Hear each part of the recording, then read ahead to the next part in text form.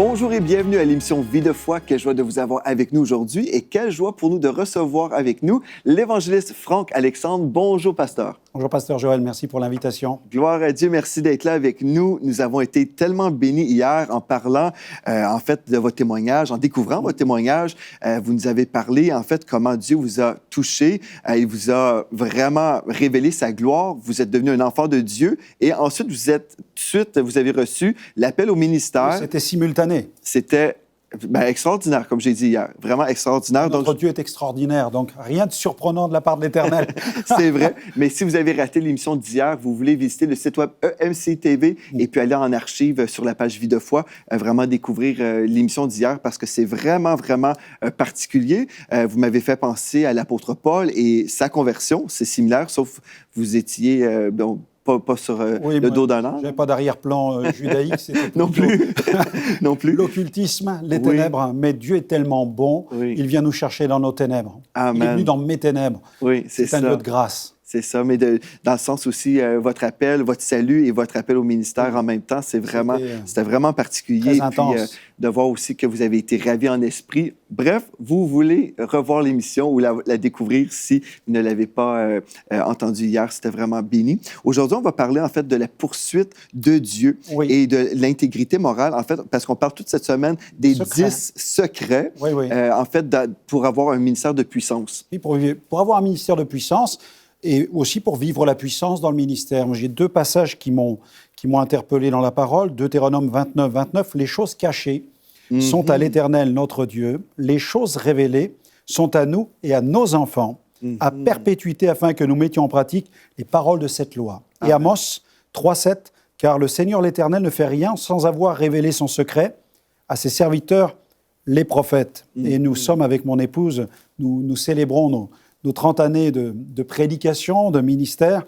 Et au fil de ces années, ça m'a permis, en considérant toutes ces années, eh bien, j'ai retiré quelques principes ou quelques vérités que Dieu inscrit profondément dans notre cœur, qui nous parlent en quelque sorte des secrets, qui nous permettent de vivre cette puissance dans le service de Dieu. On a vu la radicalité de la conversion, le sceau divin de la vocation, et puis là, l'importance de la poursuite de Dieu. Il y a un passage dans le psaume 27 aussi.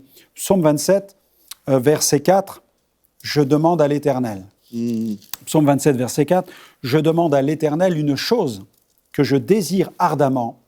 Je voudrais habiter toute ma vie dans la maison de l'Éternel pour contempler la magnificence de l'Éternel et pour admirer son temple. » Le verset 8, « Mon cœur dit de ta part, cherchez ma face, je cherche ta face, ô Éternel. » Je crois que c'est vraiment une des clés du résultat, du fruit dans le service, dans notre service avec le Seigneur, c'est l'envie de le chercher, et le désir de rechercher Dieu. Absolument. Je pense aussi notre temps avec Dieu en privé, bien, va se traduire aussi dans le monde public, en fait.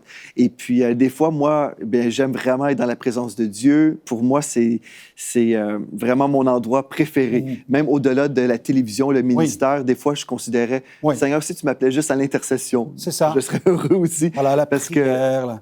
Vraiment être dans la présence de Dieu, je pense qu'il n'y a rien de mieux pour nous. Oui, vraiment prier, chercher sa face et être dans la gloire de Dieu, l'onction de Dieu. Je trouve ça merveilleux. Mais Dieu nous appelle aussi à passer de la chambre secrète de prière et aller servir et vraiment être une voix pour lui. Et vous êtes une voix aussi. On va montrer à l'écran maintenant juste une photo d'une de vos dernières campagnes d'évangélisation. Donc, vous êtes une voix de Dieu dans les nations. Par la grâce de Dieu. Je crois que c'est vraiment un effet de sa grâce. Quand je considère son appel, je suis toujours spectateur. Nous sommes acteurs dans le service. Mais en même temps, je considère tellement la grâce du Seigneur que de permettre à l'homme que je suis, comme dit Paul, nous sommes des vases fragiles, de nous permettre, de nous faire cette grâce, de nous adresser au maximum. Alors, c'est vrai que dès que je peux parler à quelqu'un, souvent même dans un avion, quand je suis assis à côté de quelqu'un pendant 14 heures, c'est certain il ne peut pas descendre en route, il fait moins 40 à l'extérieur. Là, je parle de Jésus immédiatement à cette personne. J'essaye, en tout cas, je prie intérieurement pour gagner cet âme au Seigneur. Et puis, le Seigneur nous permet d'atteindre parfois des grandes foules. Ah oui. C'est aussi une grâce. Mais c'est vrai que la prière, chercher la présence de Dieu pour aussi faire le plein, faire le plein du Saint-Esprit. Paul le dit, soyez remplis du Saint-Esprit. Amen. Et pour être rempli du Saint-Esprit, il faut passer du temps avec l'Esprit de Dieu. Et ça, c'est mon désir. On démarre tous les matins avec mon équipe dans la prière, mais dès que je quitte le bureau, je sais que je rentre à la maison, il est 17h15, et puis là, je me mets devant ma Bible, j'écoute aussi des prédications, je médite sur les Écritures, et puis je vois les heures qui défilent, 22h, 23h. J'aime passer du temps dans la présence de Dieu. Et nous avons vécu très vite avec mes parents, après notre délivrance de l'occultisme, un résultat à la prière. Parce que nous habitions dans une zone qui était vraiment sinistrée sur le plan économique. C'était le chômage, les entreprises fermaient les unes après les autres. Et il y avait tellement de gens désœuvrés qu'on voulait leur parler de Jésus, mais on savait qu'il manquait quelque chose, il fallait un témoignage d'amour. Il fallait s'occuper d'eux, il fallait faire quelque chose de concret. Jésus a dit à ses disciples, nourrissez-les, donnez-leur vous-même à manger. Ouais. Mais difficile pour la famille modeste que nous étions d'aider des pauvres. Quand on est modeste, aider des pauvres, c'est très compliqué. Ouais. Alors, on a prié le Seigneur. Nous avons prié pendant plusieurs mois. Seigneur, aide-nous, Seigneur, pourvois nos besoins. Donne-nous les moyens d'aider ces malheureux. Quand un jour, on frappe à la porte, alors mon père ouvre et puis il se trouve devant lui un homme d'une grande taille, assez filiforme, je dirais des cheveux longs, une barbe longue, et il parle une langue étrange. C'est pas Jésus. Ça s'appelle un Hollandais. Oh, wow. Et avec ses grands bras de Hollandais, il faisait des grands signes sur le pas de la porte, et mon père se demandait ce que voulait cet homme. Et en fait, il l'invite à venir dehors. Mon père sort sur le trottoir, il voit un semi-remorque, un grand camion, un grand truck, comme vous appelez ça ici, qui est garé avec sa grande remorque immense. Et il fait signe à mon père pour dire, en quelque sorte, c'est pour toi, c'est pour toi. Et mon père ne comprend pas ce que ça veut dire. Et l'homme l'entraîne derrière, il ne parle pas un mot de français, il l'entraîne derrière le camion, il ouvre les portes du camion, et là, il y a des meubles, il y a des vêtements, il y a de la nourriture. Et il dit, Alexandre, et il y a le mot Alexandre. Il dit, c'est pour toi, Alexandre. Et mon père dit, mais qui êtes-vous? D'où venez-vous? Et on ne sait pas d'où il vient. Et mon père on voit une pancarte écrite en langue hollandaise. Il est question d'une fondation évangélique. On arrive à décrypter fondation évangélique. On comprend que ce sont des évangéliques, mais on ne sait pas comment ils ont su que nous cherchons des moyens d'aider les malheureux. Wow. Et ce jour-là, j'ai découvert une chose, c'est qu'il n'y a pas plus têtu qu'un Hollandais. Parce qu'il a dit, moi, je ne repars pas avec ça. Ça reste ici, et mon père luttait avec lui pour lui dire, mais regardez, l'appartement que j'ai, qu'est-ce que vous voulez que je fasse de ça? Ou voulez-vous que je mette un semi-remorque chez moi? Mon père est désemparé, et tout à coup, il dit, mais je vais à la mairie.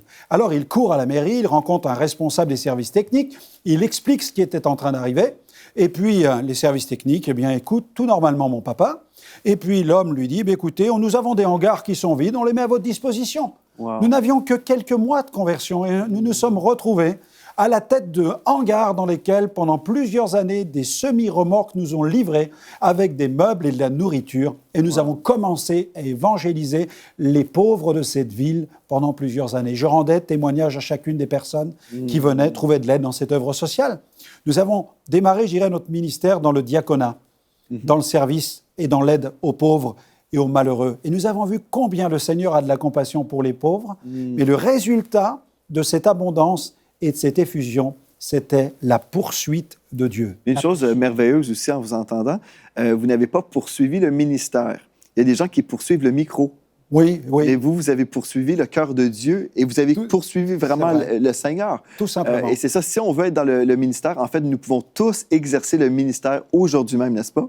Oui. On va chercher la face de Dieu et puis si on cherche son cœur, bien, il va nous aider ou nous inspirer toujours à aimer les perdus, aimer les pauvres, les défavorisés. Il faut amener nos vases, en fait. Nos vases sont vides. Nous, on pleurait devant Dieu avec nos vases vides. Nous n'avons que des vases, ils sont vides. Et le Seigneur n'attend que cette prière-là pour dire, mais je vais les remplir. Gloire à Dieu. Je vais les remplir. Et très vite, j'ai pris conscience aussi, dans la prière, de mon besoin d'être baptisé dans le Saint-Esprit. Alors, j'ai prié pour cela. J'avais été libéré des démons, j'avais commencé à chasser des démons, je commençais à vivre des manifestations de la puissance de Dieu, mais pas dans une pleine mesure. J'étais un peu, en lisant un peu les récits de Smith Wigglesworth, je m'étais rendu compte qu'il avait des miracles avant même d'être baptisé du Saint-Esprit à l'âge de 47 ans, en 1907. Et lui-même, il vivait déjà dans les mouvements de sainteté avec John Alexander Dowie. Ils avaient déjà des guérisons, ils avaient déjà des miracles. Et quand il quand il cherche Dieu, il dit il y a plus, il doit y avoir plus. Alors il va chez les frères, il va à l'armée du salut, et puis il arrive chez les pentecôtistes, où là une femme va prier pour lui, il va recevoir le baptême dans le Saint-Esprit, et lui il dit ce fut comme un accélérateur, comme une extension. Et moi je voyais tous ceux qui venaient, qui après quelques mois recevaient déjà le baptême dans le Saint-Esprit, mais moi, rien ne se passait. Alors j'ai commencé à lire des livres sur la doctrine du baptême dans le Saint-Esprit, Howard Carter, Harold Orton, Donald G., Clément Le Cosset, Smith Wigglesworth, etc. Je connaissais sur le bout des doigts la doctrine du baptême dans le Saint-Esprit, mais je ne parlais pas en langue, je ne vivais pas dans cette plénitude, je n'avais pas vécu cette expérience. Pendant 14 mois, j'ai cherché Dieu. Et un soir, le pasteur organise une soirée de recherche du baptême dans le Saint-Esprit. Et à minuit, j'ai mon train qui part en Allemagne parce que je vais être militaire, je vais être incorporé dans les forces françaises en Allemagne. Et je pars pour une année. Wow. Et toujours pas baptisé d'eau, pas baptisé dans le Saint-Esprit. Je dis, Seigneur, je vais partir en Allemagne, dans un pays étranger. Je ne suis même pas rempli de l'Esprit, j'ai besoin de ton Saint-Esprit. Et le pasteur met une réunion à 20h. Et je sais que cette réunion, cette soirée de recherche de Dieu dans la chambre haute, au dernier étage de cette assemblée, elle commençait à 20h, elle finissait vers 21h45. Et puis là, pendant 1h40, Seigneur, baptise-moi, Seigneur, c'était la performance. Seigneur, baptise-moi. Depuis 14 mois, je cherchais l'expérience du baptême du Saint-Esprit. Et je sais qu'à 21h40, le pasteur se levait, prenait une petite feuille pour lire les annonces de la semaine et puis donner les informations chrétiennes. Et 21h40, je le vois qui commence à fouiller dans sa mallette, il sort son papier, il commence à se lever. Je dis, non, Seigneur. Et là, j'ai dit, fais comme tu veux. Et là, mon ami, bam, ça m'est tombé dessus. Et ça a été, je me suis écrasé dans la présence de Dieu. J'ai été visité, j'ai vu ce feu descendre du ciel. C'était comme en vision, je voyais ce feu qui descendait, qui m'a pénétré. Je me suis mis à parler en d'autres langues. C'était un temps de visitation, un temps extraordinaire. Et à minuit, je suis donc allé à la gare. Et puis, je suis entré dans le train, dans un compartiment. Il y avait un compartiment qui était vide. Je suis rentré à l'intérieur. Je me suis couché sur la banquette. Je parlais en langue. Je parlais en langue tellement fort que dans ce train de permissionnaire, il y avait des militaires, des parachutistes. Ils étaient là, ils avaient cuvé leur vin. Il y avait vraiment des bagarres dans le hall de gare. Et je me suis mis dedans, je parlais en langue. Et toute la nuit, le train s'arrêtait à Metz, etc. Il faisait toute la ligne de l'Est. Les paras rentraient à l'intérieur. Quand ils ouvraient la porte, ils entendaient ce gars qui parlait en langue. Immédiatement, il la refermait, il se sauvait. Wow. J'étais rempli de la présence du Saint-Esprit. Mais c'était la conséquence de la recherche et de la poursuite de Dieu. Et vraiment, Dieu nous attend dans ce domaine de la poursuite, de la recherche, aspirer aux dons spirituels. Vous savez, dimanche matin, j'ai entendu un témoignage justement d'un pasteur qui était responsable d'une église très conservatrice. Et puis, il avait cette soif, comme vous mentionnez, cette soif de la présence de Dieu. Il disait, il y a plus. Et puis, comme il a cherché pour ce plus, il est arrivé au message du plein évangile, en fait, le baptême dans le Saint-Esprit. Et puis, il a reçu cette puissance d'en haut, il a reçu ce langage spirituel, il s'est mis à prier en d'autres langues. Et puis là, ensuite, son épouse aussi a eu cette soif, et puis elle aussi, elle a reçu de Dieu. Mais il était pasteur d'une église conservatrice. Oui. Et puis, les anciens de cette église lui ont dit, écoutez, votre expérience n'est pas conforme à notre doctrine d'église. Wow. Donc, c'est soit que vous allez abandonner votre expérience et vous allez vous conformer à notre enseignement, ou on va vous congédier. Donc, il était devant cette décision, soit le Saint-Esprit ou les hommes. Et puis, finalement, bien, lui a décidé, donc, je vais poursuivre avec Dieu. Mais juste avant, il devait en fait rencontrer les anciens de cette église pour passer dans un bureau et puis échanger, bref, prendre une décision avec eux. Et puis, son épouse devait aller le rejoindre à l'église. Mais en chemin, le Saint-Esprit lui a dit, non, rentre à la maison. Elle était en voiture, mais rentre à la maison. Puis elle arrive à la maison et son fils adolescent était là. Il était sur le point de se suicider. Il avait un fusil et puis il était sur le point de s'enlever la vie. Elle arrive et puis elle voit son fils comme ça. Elle peut le secourir. Et finalement, elle lui dit, non, tu as une destinée en Dieu. Bref, elle commence à déclarer la vie sur son fils. Et puis, comme il s'est vraiment abandonné entre les mains de Dieu, ce jeune homme-là a été sauvé et baptisé du Saint-Esprit en même temps. Et puis, immédiatement après. Et puis, finalement, elle laisse son fils maintenant sauvé, né de nouveau, baptisé du Saint-Esprit à la maison, dans la bénédiction. elle va finalement à l'église où les anciens parlaient avec son époux. Elle est arrivée en retard. Wow. Et puis elle a dit, écoutez, il n'y a rien au monde qui peut nous enlever ce que nous avons reçu de Dieu.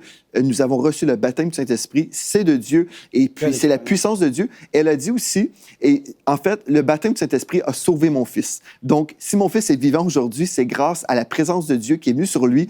Et puis finalement, les anciens ont décidé, au lieu comme chasser ces gens, le pasteur et son épouse, ils ont vécu le réveil dans cette église.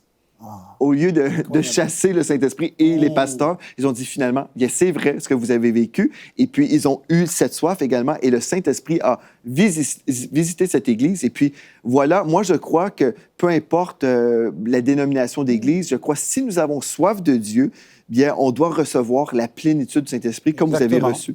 Et ça produit immédiatement le mouvement. Immédiatement le mouvement. Oui. Et puis, je dirais qu'il y a un autre secret qui est extrêmement important, je crois, pour vivre la puissance dans le service, c'est l'intégrité morale et spirituelle. Oui. Nous connaissons ce passage où, dans 1 Jean, chapitre 2, verset 6, l'auteur nous rappelle ceci, « Celui qui dit qu'il est en lui doit marcher lui-même comme Jésus a marché. » Il nous faut marcher comme le Seigneur a marché. Il y a cet autre passage que j'aime beaucoup aussi, toujours dans les psaumes. Dans le psaume 84, versets 11 à 12.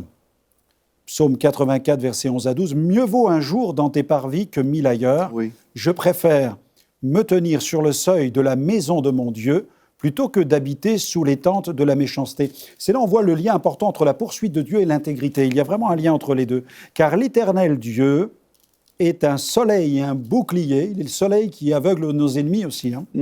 L'Éternel, non seulement il fait briller sa gloire sur nos vies, mais il aveugle nos ennemis. L'Éternel donne la grâce et la gloire. Il ne refuse aucun bien à ceux qui marchent dans l'intégrité. Amen. Il ne leur refuse aucun bien.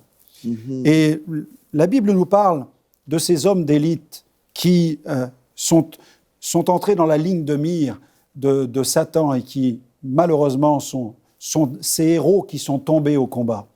Et trop de ministères, trop de rachetés, malheureusement, passent à côté de leur destinée parce qu'ils ne veillent pas sur leur intégrité.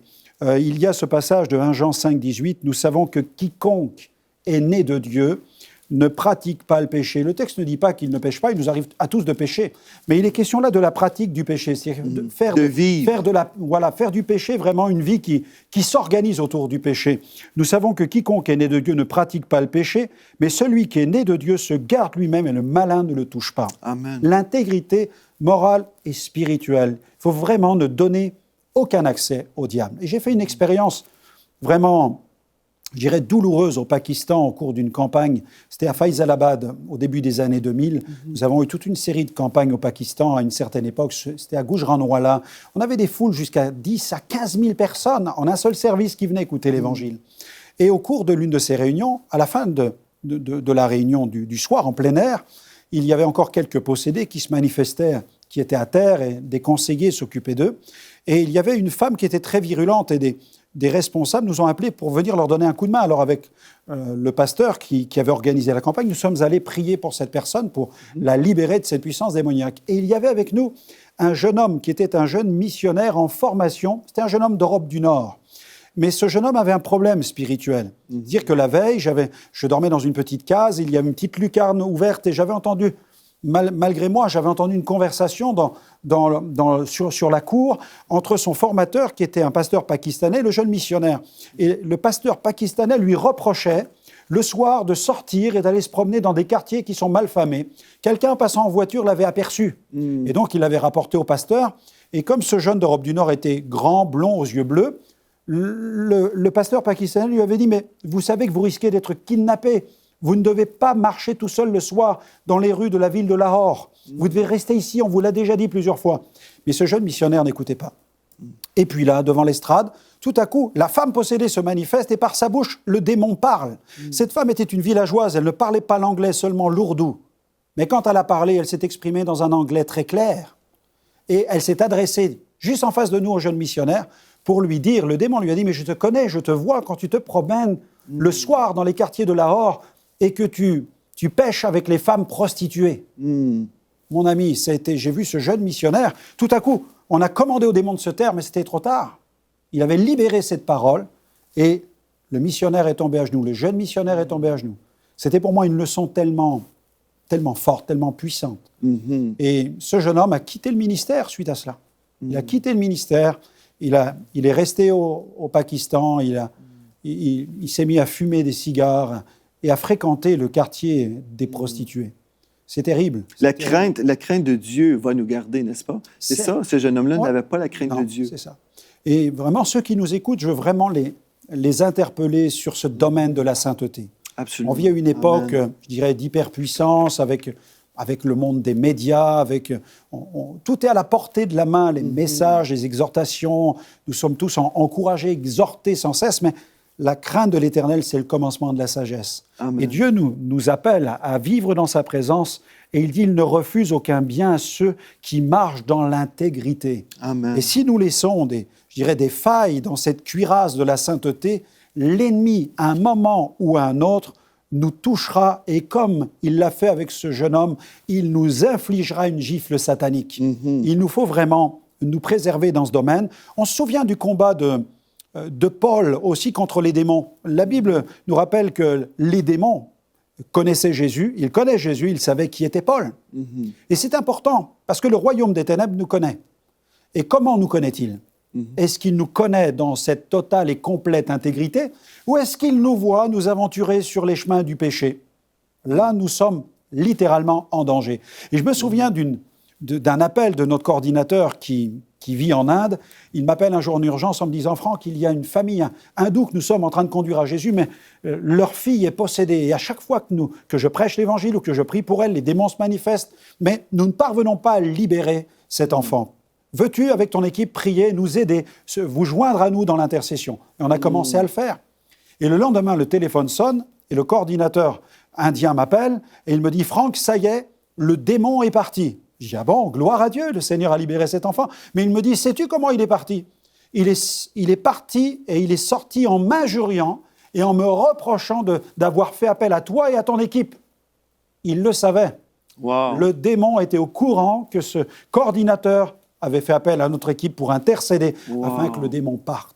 Vous savez, le monde des ténèbres nous voit et il est bien conscient, il est subtil et il est perfide et il cherchera par tous les moyens à nous disqualifier. Pasteur, je vais vous demander de prier dans quelques instants pour les gens qui veulent justement se consacrer à Dieu. Parce que comme vous dites, c'est absolument vrai que le royaume des ténèbres est conscient si nous sommes consacrés ou si nous sommes éloignés de Dieu.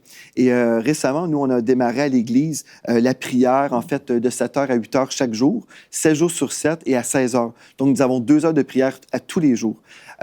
Et quand on est vraiment à la poursuite de Dieu, nous sommes sérieux, en fait. Nous disons, nous voulons voir la gloire de Dieu. Amen. Et puis, comme on a commencé à chercher la face de Dieu, on cherchait toujours autrefois, mais pas aussi intensément. Ouais. Là, nous sommes vraiment décidés, nous voulons voir la gloire de Dieu.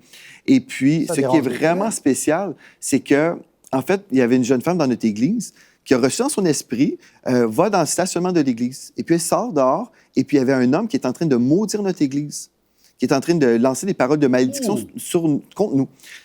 Et là, elle annulait, en fait. Au nom de Jésus, j'annule ces paroles. Une autre sœur de l'Église aussi a été réveillée à 4 heures le matin. Et puis Dieu lui dit, va-t'en dans le stationnement de l'Église. Elle arrive, et puis il y a un homme en train de maudire notre Église. Et puis elle est là aussi pour annuler les paroles de malédiction. Mais là, je me suis dit, on n'a jamais vécu ça autrefois. Pourquoi, d'un seul coup, on voit une opposition spirituelle? C'est dès qu'on commence à rechercher Dieu, être à la poursuite de Dieu. Pas simplement être dans une relation avec le Seigneur comme nous avons été autrefois. Bon, on était consacrés, on priait, on cherchait Dieu. Mais là, vraiment intensément dire, on veut vivre la gloire de Dieu, on veut que Dieu se manifeste avec puissance.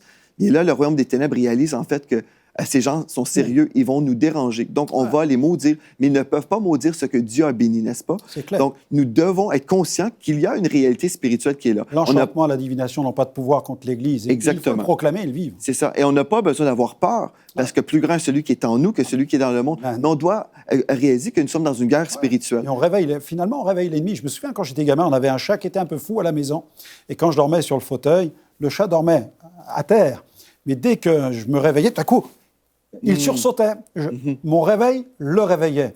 Et lorsque l'Église se réveille, l'ennemi se met en marche contre l'Église. C'est ça. Donc, on n'a pas besoin d'avoir peur, mais non. On a juste besoin de vraiment exercer notre autorité spirituelle. Conscient de notre identité, notre autorité. Et pourriez-vous prier maintenant pour les personnes à la maison qui aimeraient vraiment se consacrer, qui veulent dire, je veux vraiment poursuivre Dieu et l'intégrité, vraiment, je veux voir la gloire de Dieu dans ma vie et porter du fruit dans le ministère. Amen.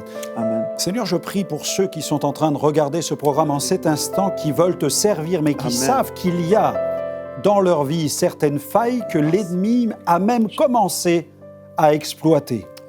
Je prie, Seigneur, parce que pour certains, le péché se couche même à leur porte.